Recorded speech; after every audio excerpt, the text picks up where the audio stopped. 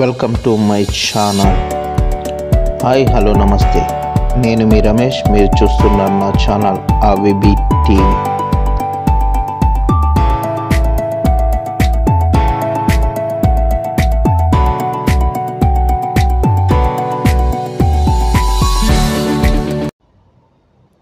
స్నేహం ముసుగులో మోసం, ఈ రాక్షసుడు వేసిండు మనిషి రూపంలో వేషం. ఇలాంటి క్రూరులు భూమాతకే పెనుభారం, వీడిని చంపటంలో లేదు ఏ ఘోరం. ఇలాంటి వారికి వీడి చావు అవ్వాలి గుణపాఠం, వీడిని శిక్షించే వరకు ఆపకూడదు వీడిపై మన పోరాటం. అందరం కలిసి నడుద్దాం, మెరుగైన సమాజ భద్రత పెంచుకుందాం. జై హింద్, జై భారత్. నేను ఫస్ట్ టైం ఒక వీడియో చేయడానికి బాధపడుతూ చేస్తున్నాను. ఎందుకంటే మనం ఎన్నో ఘోరాలు చూసాం, కానీ ఇలాంటి రాక్షసుని మాత్రం చూడలేదని చెప్పాలి. నిజం. ఎందుకంటే ఒక స్నేహితుని నమ్మించి మొత్తం కుటుంబాన్ని బలిగొన్న రాక్షసుడు వీడు.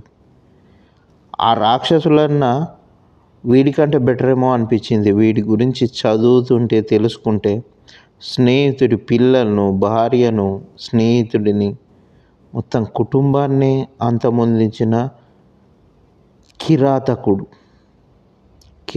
కాదు, అంతకంటే ఎక్కువ. నిజం ప్రజలారా, ఒక్కసారి ఆలోచించండి. సమాజం మారింది.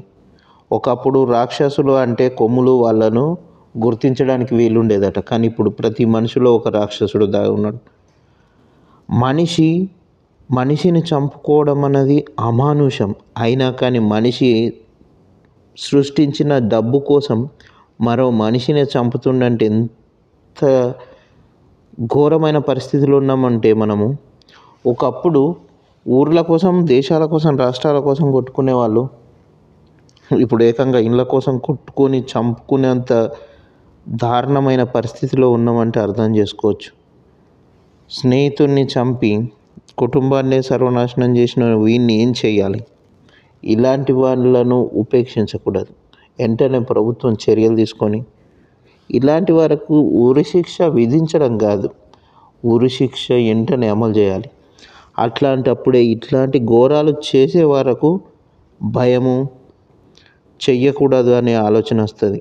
మనం ఎన్ని రోజులు నెగ్లెక్ట్ చేస్తామో అలాంటప్పుడు అంతగానము ఇంకా ఇలాంటి రాక్షసులు మనం చూడాల్సి ఉంటుంది. కాబట్టి ప్రభుత్వం చర్యలు తీసుకొని ఇలాంటి వాళ్ళని వెంటనే శిక్షించాలి. ఎంత ఘోరం అంటే నాకు అసలు ఘోరం అనిపించింది ఏంటంటే, ఒక ఇంటి కోసం సొంత స్నేహితుడిని చంపిన వీడిని ఏమనాలో కూడా అర్థమవుతలేదు. ఆ రాక్షసులు అంటే ఇలా ఉంటారని తెలుసు, కానీ ఈ వీడిని చూసిన తర్వాత తెలిసింది ఇంతకంటే ఘోరమైన రాక్షసులు ఉన్నారని. నేను చెప్పింది మీకు నచ్చిందని అనుకుంటున్నా.